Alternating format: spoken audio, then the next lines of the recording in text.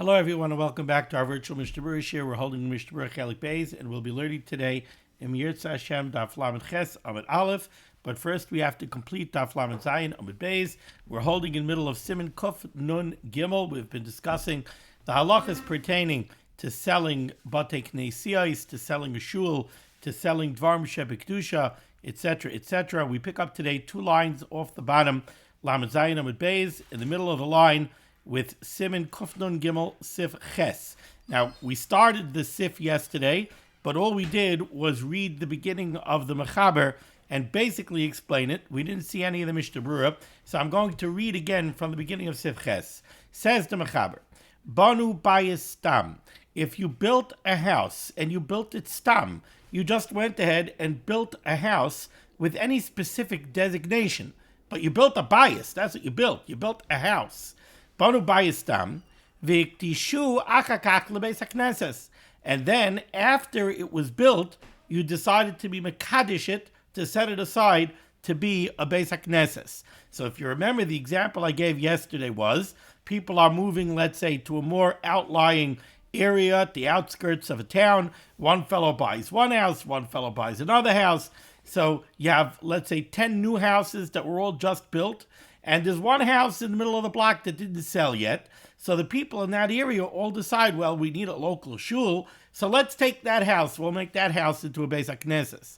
So the house was built stam, and the assumption was that it was going to be a bayis. It was going to be a residence. Now the locals decided to be magdish it. The tzibur decided to be magdish it as a beis hakneses. Says the Mechaber, dinoi ke beis hakneses. It will get the din of a beis hakneses. And we're going to see in the Mishnah Berurah that the chiddush the Mechaber is telling me is, even though when it comes to other dvarim shebekdusha, we find a halacha that if something was used for a davar shel chulin, we can't necessarily go now and elevate it and use it for tashmishei kedusha. And the example that we gave is the Sif Chaf Aleph that we're going to see later on in this Siman, where the Mechaber tells us if you need something to wrap a Sefer Torah in, you can't just go take a piece of fabric that was used for chulin. And the example that I gave yesterday was a beautiful tablecloth. You can't take it now, elevate it to use it as a wrapping for a Sefer Torah. So you might have thought that the same halacha applies over here. If you have a bayis that was built and it was built stam, who said you could go now and elevate it to be a beis hakneses? Maybe the building has to be built as a beis hakneses. Says the Mechaber, no. Banu bayis stam v'ikdishu achakach lebeis hakneses dinoi ke beis hakneses.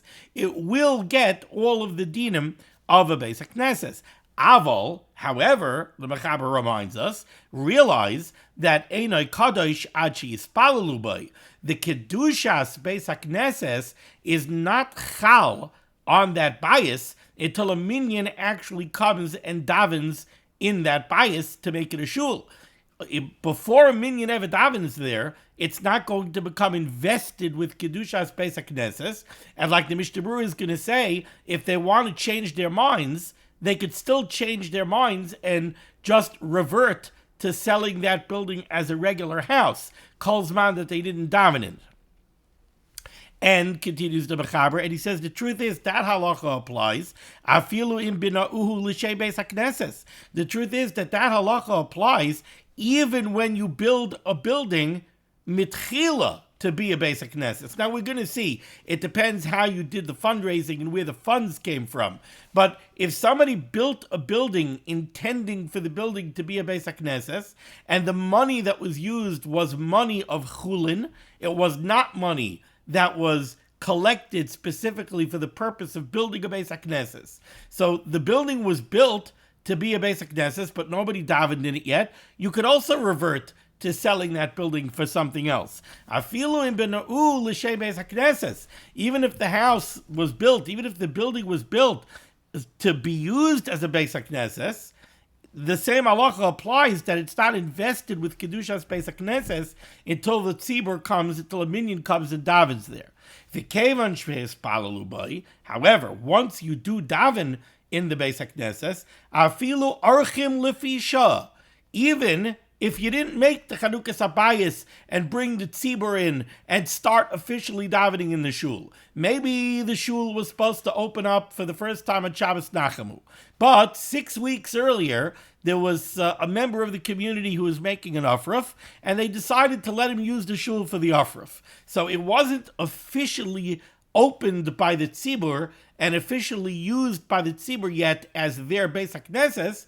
It's only that they gave it, so to speak, temporarily to Orchim. Says the Mechaber, afilu Orchim lefi shah. Even if guests used it on a temporary basis, kevan shahaya b'yuchad litfila, since this building was designated, it was built to be a shul, so like the Mishnah Berurah is going to say, we have a bona fide hazmana.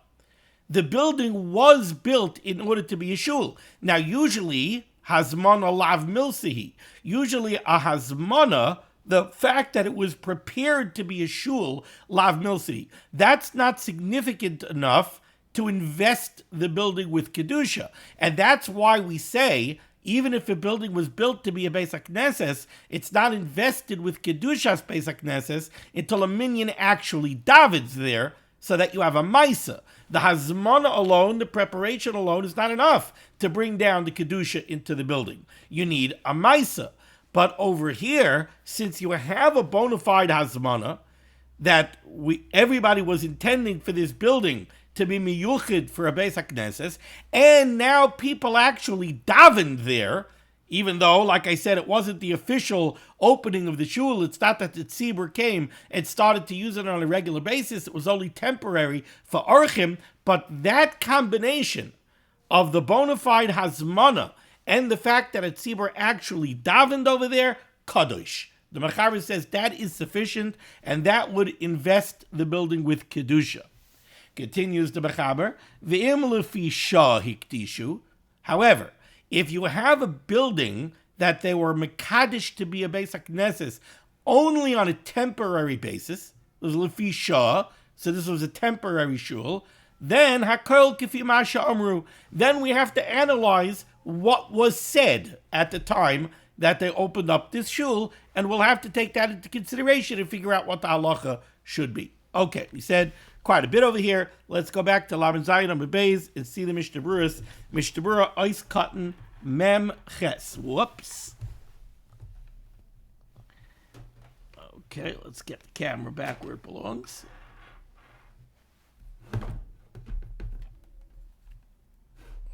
Okay, says the Mishnah Berurah, Ois Cotton, Mem Ches.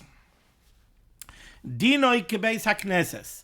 You built a bayis stam, you built it to be a house, it will ultimately be able to get the kedusha of a Beis HaKnesses. Ritzaynai loymar. And the Chavetz Chaim says, you know what the Mechaber is trying to tell me? Afal gav de betchila nishtam shubala hedyet. Even though this bayis was built as a regular bayis, and note what the Chavetz Chaim says, he's really putting words into the Mechaber, but this is the Chavetz Chaim that we're talking about. It's not me, it's the Chavetz Chaim. The Chavetz Chaim says over here, you see, the Mechaber just says, Banu bayis stam. They built the house stam. They built it without any designation. The Mechaber doesn't make any mention of the fact that it actually was ever used as a house. But the Chavetz Chaim says that that's what the Mechaber means. The Chavetz Chaim says, Ritzaynai loymar, what the Mechaber wants to say is, Afal gav de mitchila nishtamshu bala hedyet. Even though the house was actually used for chulin, it was used for a ma'aseh hedyet. Mikamokaim nasis kebeis hakneses l'chol mili. Nevertheless, that does not prevent the house from becoming invested with kedushas beis hakneses later on and becoming a beis hakneses l'chol mili in regards to all of the halachos of a beis hakneses. V'nira, and the Chavetz Chaim says it would appear ta'afilu lechatchila shari, that this is even mutter lechatchila. V'ayil kamon siman kuf nun daled. This is actually a mistake. It should say over here siman kuf nun gimel. V'ayil kamon siman kuf nun gimel. Take a look later on in siman kuf nun gimel in our siman siv chaf aleph and siv chaf aleph. Ule'el, and take a look earlier in siman kuf mem zayim siv aleph ba'aga at the words of the Ramah. Now, what he's referring to over here are the halachos that I told you about. We're not allowed to go take a tablecloth and use it as a mantle for a Sefer Torah. That we're not allowed to do. So you see that there is a precedent to say that there are times where you're not allowed to take something that was used for hedyot purposes and elevate it to be a tashmish kedusha.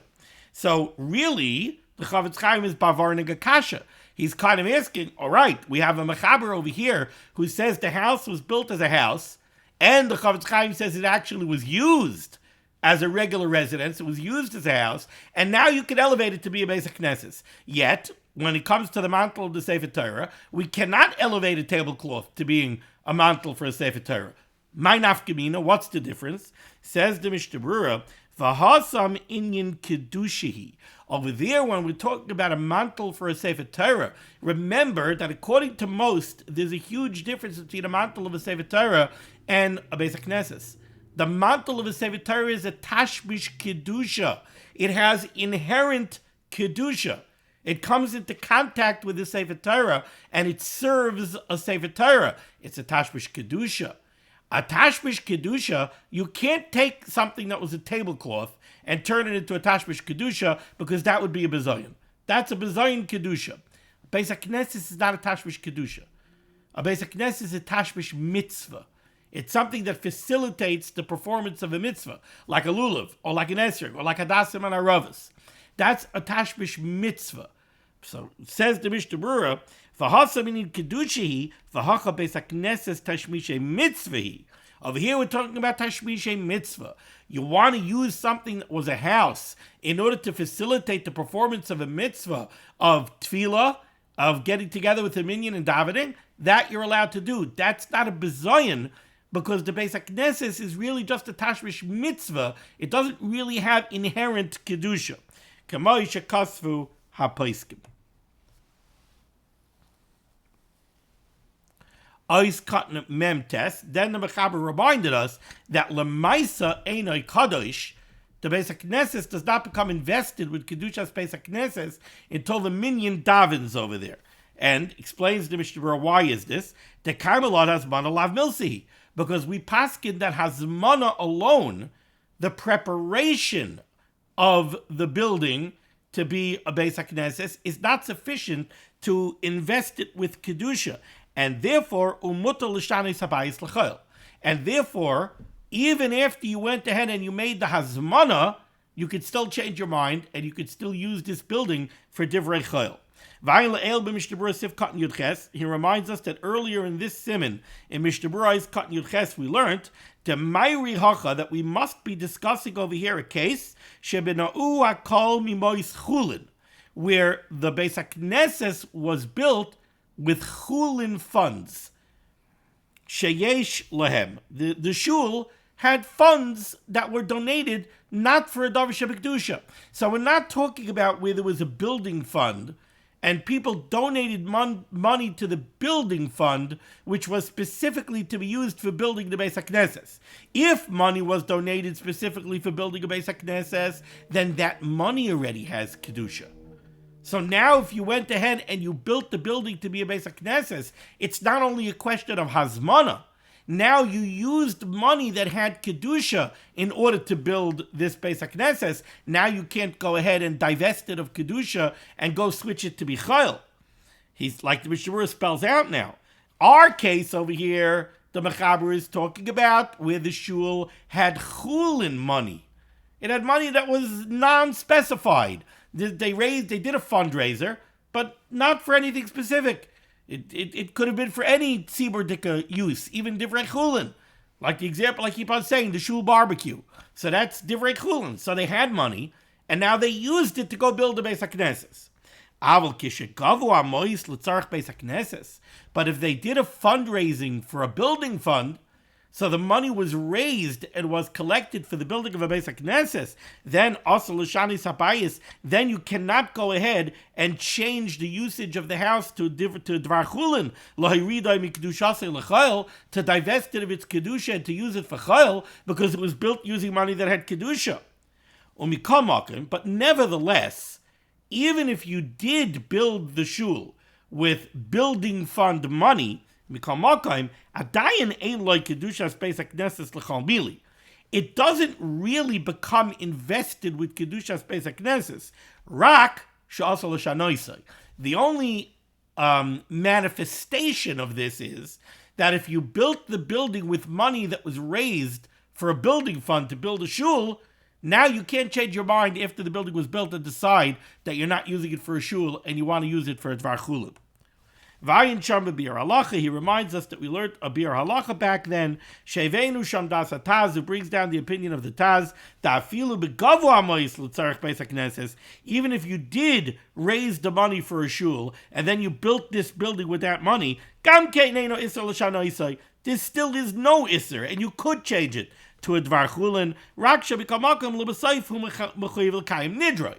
According to the Taz, even if you raised money to build a Beis HaKnesses, and now you went there and you built the shul with that money, you could still change your mind and use this building for something else, but you got to build a shul because you raised money to build a shul.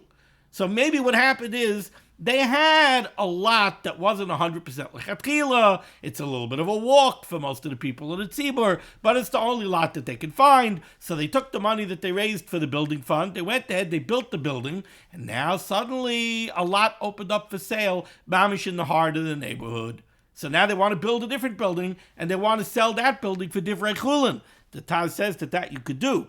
V'yachid shabana beis hakneses. How about an individual who built a shul from his own money? Even if nobody yet davened in that shul, ve'ein lo kedushas beis hakneses, and therefore it's not invested with kedushas beis hakneses. Mikamakim eina yachal lachzor boi, but the guy can't back out. So John Q. Citizen went ahead and used his own money to build a shul. He didn't raise money, he didn't anything. He took his own money, chulin money, went ahead and he built a shul. And now nobody davened in it yet. He didn't open it up yet. Says the Mishnah Berurah, he can't back out to have a ki'ilu nodar tzedakah l'rabim, because we look at it as if he made a neder to give tzedakah to the rabbim. He's going ahead, he's building a shul for the tzibur. You can't go back out now. But if he took money and he made a beautiful Sefer Torah mantle for his own Sefer Torah that he has in his own house for his own purposes, ve'ein kairin by barabim, and they don't use that Sefer Torah to lane for the tzibur, kol shaloi nishtabish by the Sefer Torah, as long as it was never used for a Sefer Torah, so it was never actually used as a tashmish kedusha, yachal lachzor by, he could back out and use it for something else, da hazmana lav milsi, because that's only hazmana. Brings this down for the Magen Avraham. And for the Magen Avraham, it sounds like this is not even considered a neder. It's not like he could back out, but he has to make a different Sefer Torah mantle. The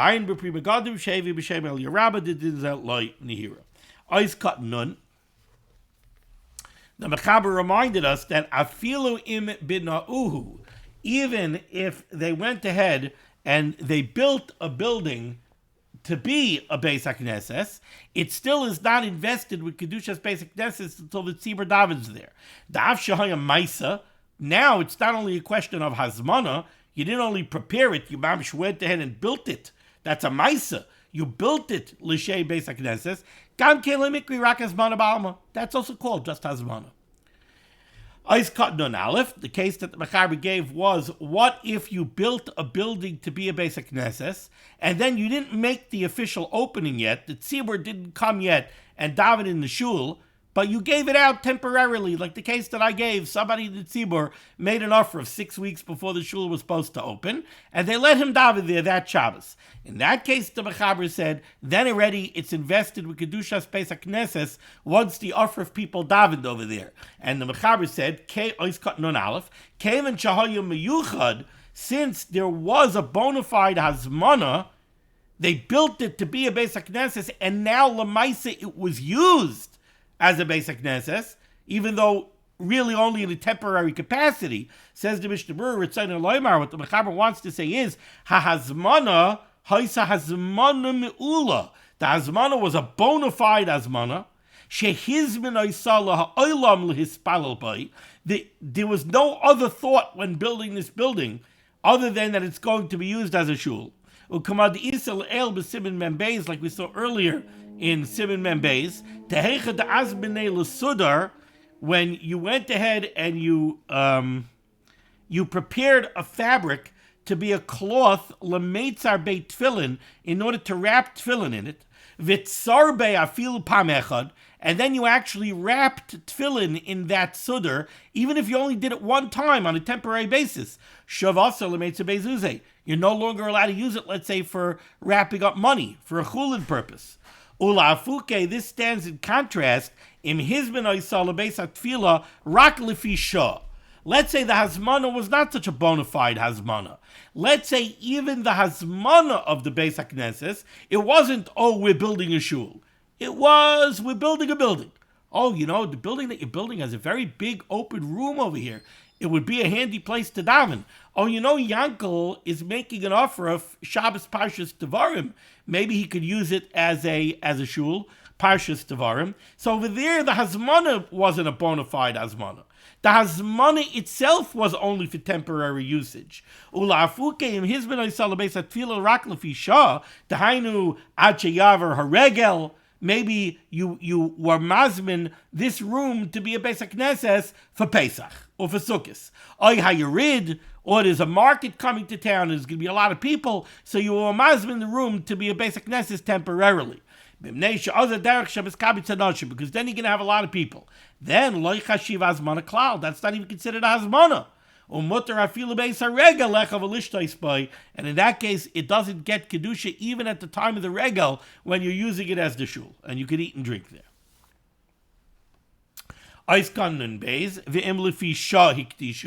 If you sanctified a room or a building only on a temporary basis to use it as a Beis HaKnesses, hainu, what would a case like this be? Sha'amar stam ani mazmin oisal regalim. I'm being mazmin this room to be a shul for Yom Tov, for the Yomim Tovim. The mashma haloshen, the implication of those words would be, b'chol eis sheyeh regel, whenever it's Yom Tov, this room should be prepared to be a shul. In other words, what the fellow said was not, oh, Sukkot is coming, this should be a shul for Sukkot. No.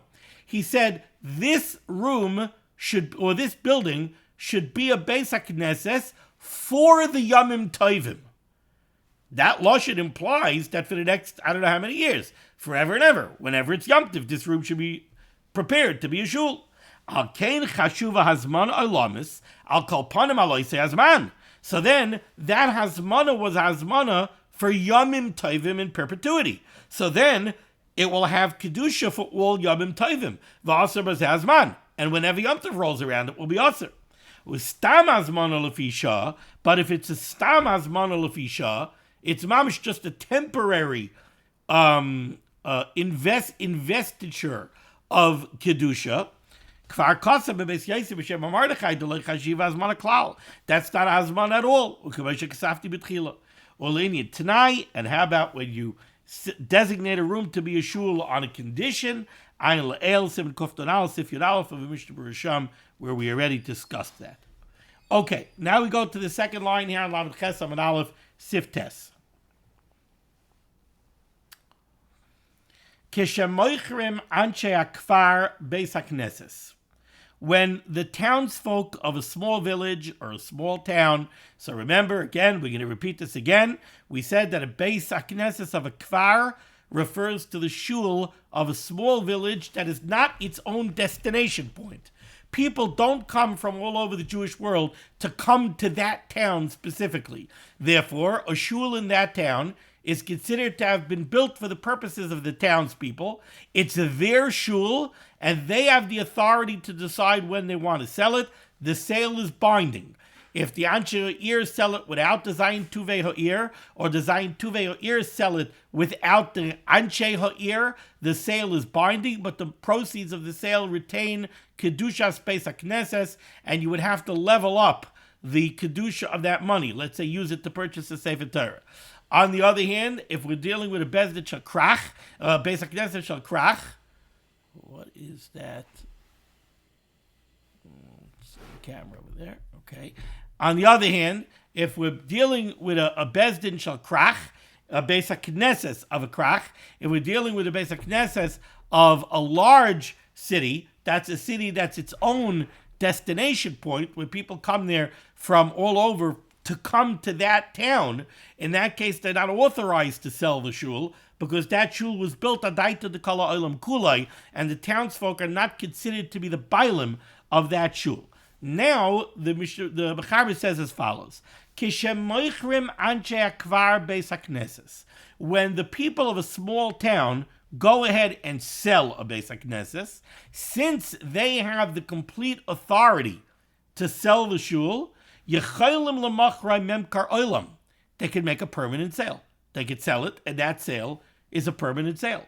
V'halokeach, and the purchaser yasa by masha yirtze, could do with the shul, the former shul, whatever he wants. Chutz, with certain exceptions that the Mechaber says are too denigrating. Chutz, says the Mechaber, with the exception of the former shul cannot be used. Chutz mimerchatz, it cannot be used as a bathhouse, uburski, or a tannery, ubeis tefillah, or a mikveh where people are going to go to be tovel, ubeis hakisei, or a beis hakisei, like a public outhouse.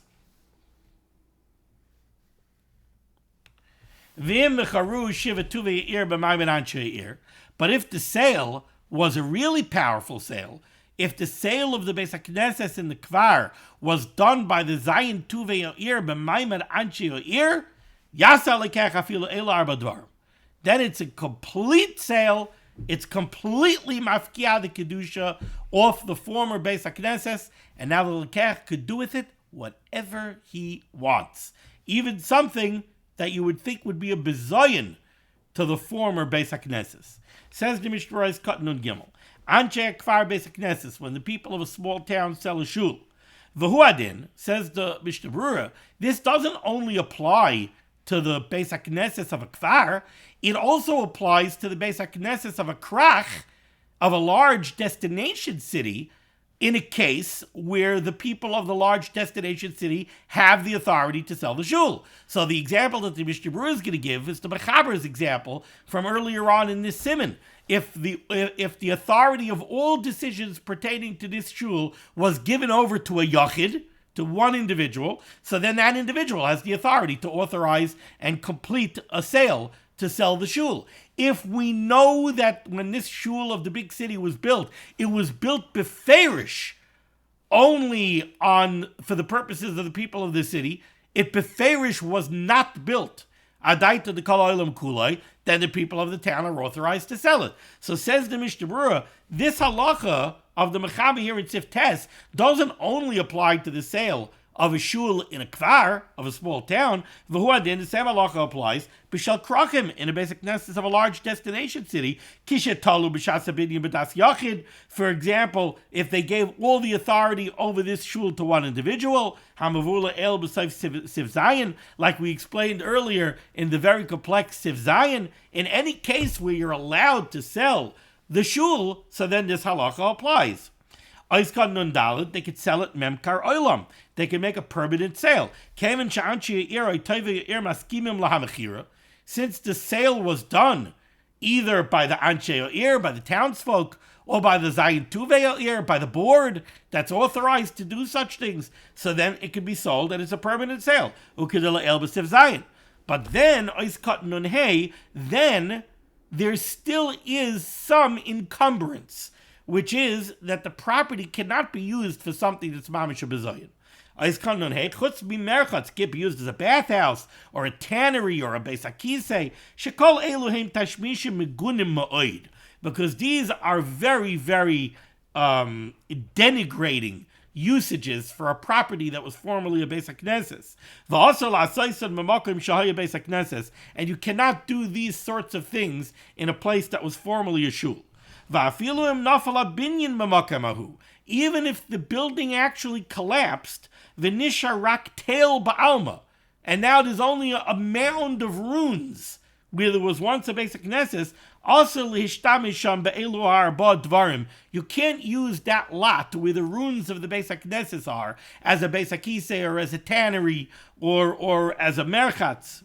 V'chein also l'zroya b'makom ahu. You also can't plant crops over there. Shekol zehu gnai l'makom shoyim mitchila beis hakneses, because all of those sorts of usages would be very denigrating to a property that was formerly a beis hakneses. There's a Dirshu footnote. I was going to read it inside, but I don't think we have time. There's a Dirshu footnote that brings down from Rav Vosner. I believe it was from Rav Vosner, that if they're building a new building, if they're taking down the former building and they're mamish building a new building, then you could use the new building for anything that you want.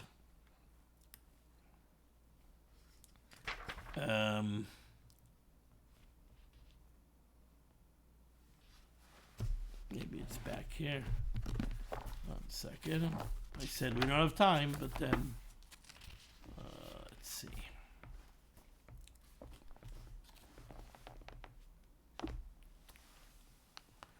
Yeah, it's from the Shevet HaLevi. It's from Rav Vosner. It's Dirshu footnote number 71. If the purchaser is going to demolish the old shul building completely, and he's going to put up a different building, then you could use it for anything that you want. They bring down in the third paragraph here, in Dirshu footnote number 71, an interesting shaila. What if you have a piece of property that was designated by the tzibur to be set aside for the building of a mikveh, and the mikveh has not yet been built, and now you need a temporary location for a Beis HaKnesses?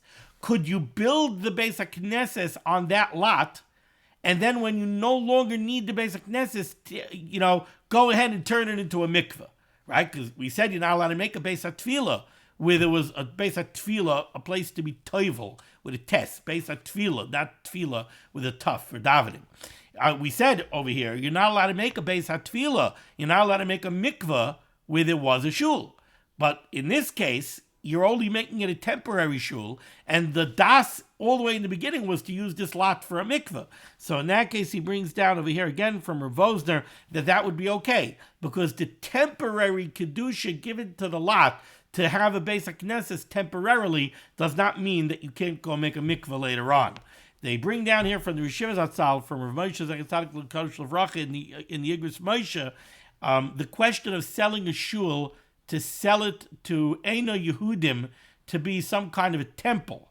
And the Rishivas Hatzal said that would be worse than any of the 4 denigrating usages that we learned about over here. That would be worse than turning it into a bathhouse, or turning it into a tannery, or turning it into a Beis HaKisei or a Beis HaTfilah, and certainly that would not be allowed and is to be avoided at all costs.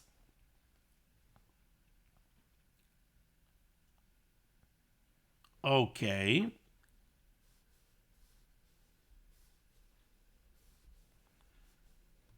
Oiskat Nun Vav. V'micharu Shiva.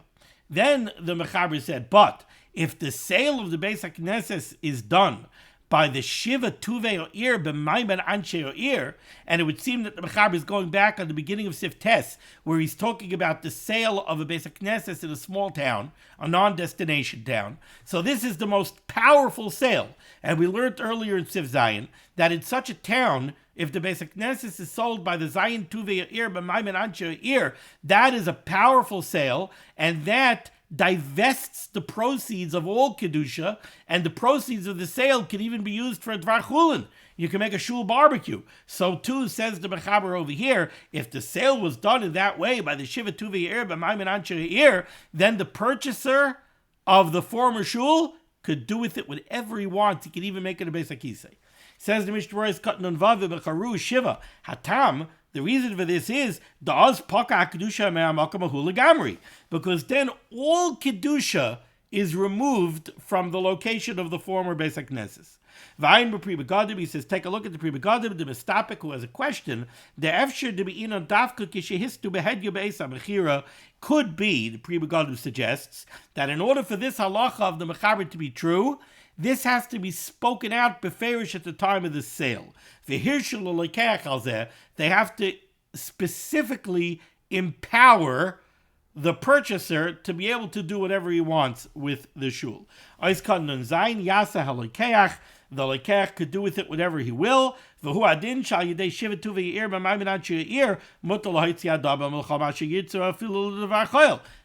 Mishnah Berurah is just repeating what we learned earlier in Sif Zayin, that the proceeds of such a sale could be used for whatever you want.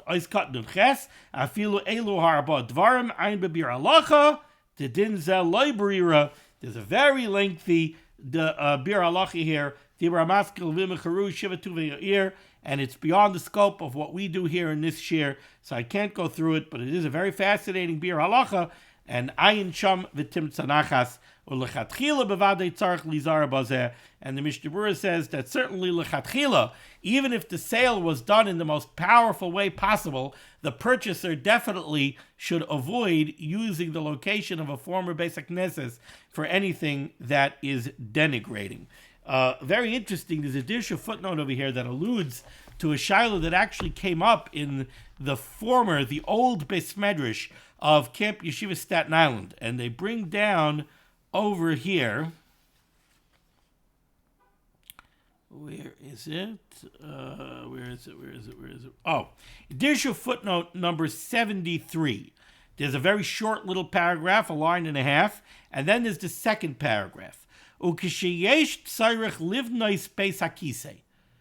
there's a need to build a Beis HaKisei, b'chelek mi Beis HaKnesses, out of part of one of what was once the shul. So this shaila actually came up in the Beis HaMedrash, in the old Beis HaMedrash of Camp Yeshiva Staten Island, where originally they maximized the amount of space in the Beis HaMedrash proper, and it was an old campus. It was an old campus. They took a building that was originally, believe it or not, a roller skating rink, and they converted the building and turned it into a Beis HaMedrash. Now, of course, the Beis HaMedrash needs to have a Beis HaKisei. So when they did the original conversion, they cut off a small piece, and they made a small Beis HaKisei. But eventually, it was much too small for the needs of the size of the crowd that was using the Beis HaMedrash.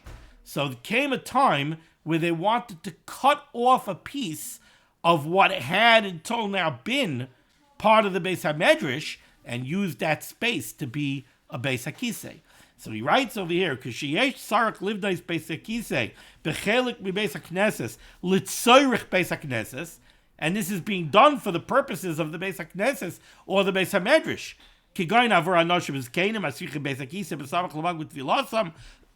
So Tzidei B'Shal Sichuv Shevet HaLevi, Rav Vosner writes, Sheyesh lahakel l'tzarech gadol, that you could be makel for such a tzarech kedasa shulchan aruch shaloi chashish klal das harayvid. Okay, I can tell you that that's what was done in Camp Yeshiva Staten Island, and I believe, I'm not 100% certain if this was done while Rav Moshe was still alive and in camp. I think it was, but I'm not 100% certain. Okay.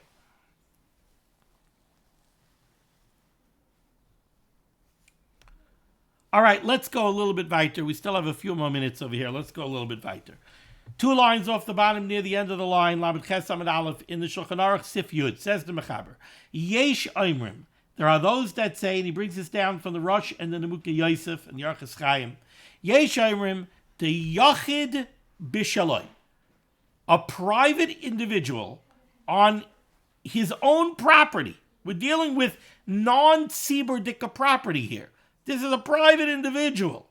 The Yachid Bishaloi, Afilu Sefer Torah, even a Sefer Torah, which is the highest level of Kedusha, Mutter L'Machroi, he's allowed to sell it, the Lasais B'damav Kol Ma Sheyirtza, and he could do with the proceeds of the sale whatever he wants. So until now, in this whole Siman Kufton Gimel, we're operating with the idea that when you sell a Davar Shebekdusha, you have to level up the proceeds. We had a Shaila, could you keep the proceeds at the same level of Kedusha? But like this Ben Astam, we always said you have to level up the Kedusha. Now a major exception that we saw was when you have a Beis HaKnesses that was sold by the Zayin Tuvia Ir b'maimed Ansheo Ir. Over there, you're selling a Beis HaKnesses, and over there you could use the proceeds even for chulin. And we explained, we had a machlokes rishonim, we explained this could be either because the Beis HaKnesses is really only tashmishi mitzvah, and halachos of tashmishi mitzvah is when you don't need them anymore, nizrakin, you could really throw them in the garbage, as long as you do it in a bakavadika oifen. So a lulav after sukkahs, you could really throw in the garbage. Right? You don't throw it in the kitchen garbage with your chicken bones, but like I said, you could throw it in the backyard under the trees and let it disintegrate. Nizrakin, tashmishi mitzvah, nizrakin. So if the shiva tuvei ir b'maimed anshe ir decide that the Beis HaKnesses is no longer needed, they could divest it of kedusha. It's tashmishi mitzvah. Or we said it could be that it has kedusha daraisa. It's a migdash ma'at. It's learned out from a pasuk. It has kedusha daraisa. It's more than just tashmishi mitzvah. But that kedusha was only invested in the property al tanai. The tzibur invested that house or that structure with kedusha's Beis HaKnesses for when they need it. If the shuvet tuvi ir b'maimed anshe ir decide that they don't need it anymore, they have the power to divest it of kedusha. Now we're saying a big chiddush here. Now we're saying you have a private individual. He went ahead, he bought a Sefer Torah. Now he wants to sell the Sefer Torah. Yesh Omerim, there are those that say that he could sell that Sefer Torah and he could use the proceeds to buy schnapps and herring. He could use it mamish for divrei chulin. V'laseis b'damav kol ma sheyirtze. Says the Mishnah Berurah cut nuntes. The Yachid Bishalai, a private individual using his own Sefer Torah. Hatam, the reason is, Dal Shaloi, Yesh Lai Koyach Kishiv Tuvia Irba Maiben Anshe Irba Shal Tzibur. A private individual, it's mamish his thing. Why is it that Shiva Tuvia Irba Maiben Anshe Ir have such great authority over a sale? Because they considered the Bailam. Well, guess what? A private individual who has a private Sefer Torah, he's the Bailam. It's his Sefer Torah. So he can do whatever he wants. Now, the Mishnah Berurah, it bothered me a little bit because, again, over here we're talking about a Sefer Torah. A Sefer Torah is tashmishi kedusha. This is not tashmishi mitzvah. So the svara that we said that you could divest a Beis HaKnesses of its kedusha because tashmishi mitzvah is rockin'. Over here we ain't talking about tashmishi mitzvah. We're talking about a Sefer Torah. It's the highest level of tashmishi kedusha. So when the Mishnah Berurah says that they're like Shiva Tuvei Ir b'maimed anshe Ir, it sounds like we have to say what we said according to the other Rishonim, that somehow this investiture of kedusha. Think about it like this: a private individual took $100,000.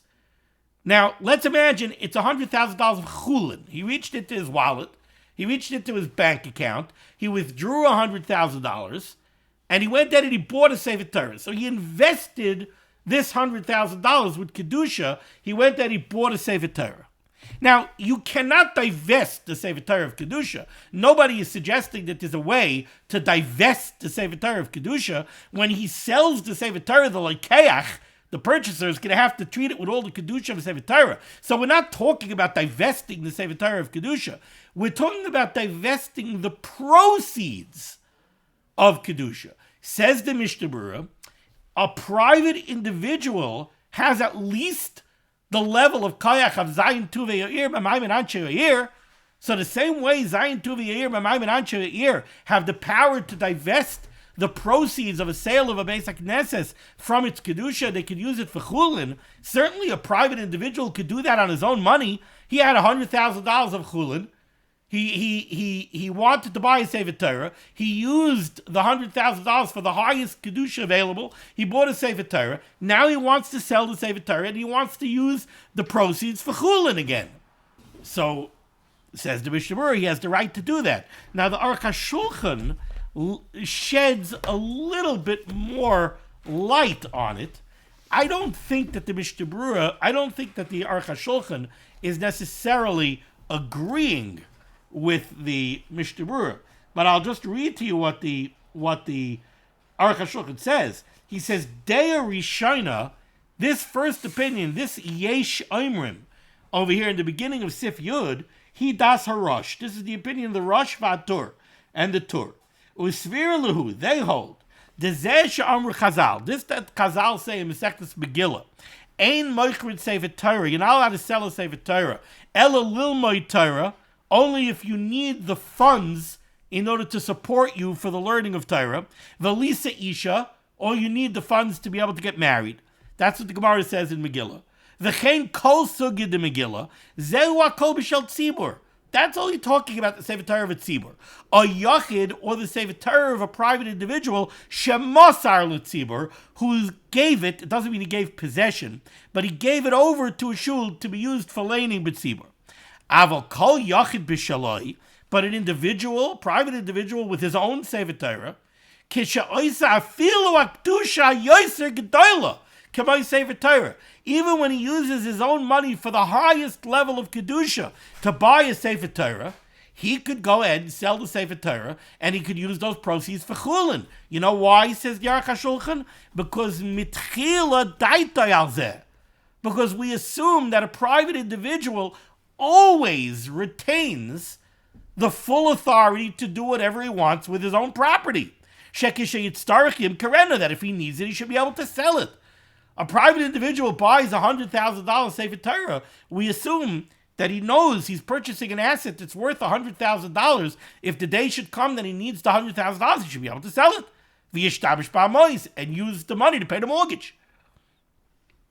So when we have over here a Yesh Oimrim that tells us, a Zach Hiddish, that even if you used money to purchase a Sefer Torah, you could now go ahead and sell the Sefer Torah and use the proceeds for whatever you want. Says Darach HaShulchan, that's because that was always his das. That's always the das of a private individual. So a private individual always retains that authority. Okay, we're going to have to stop over here.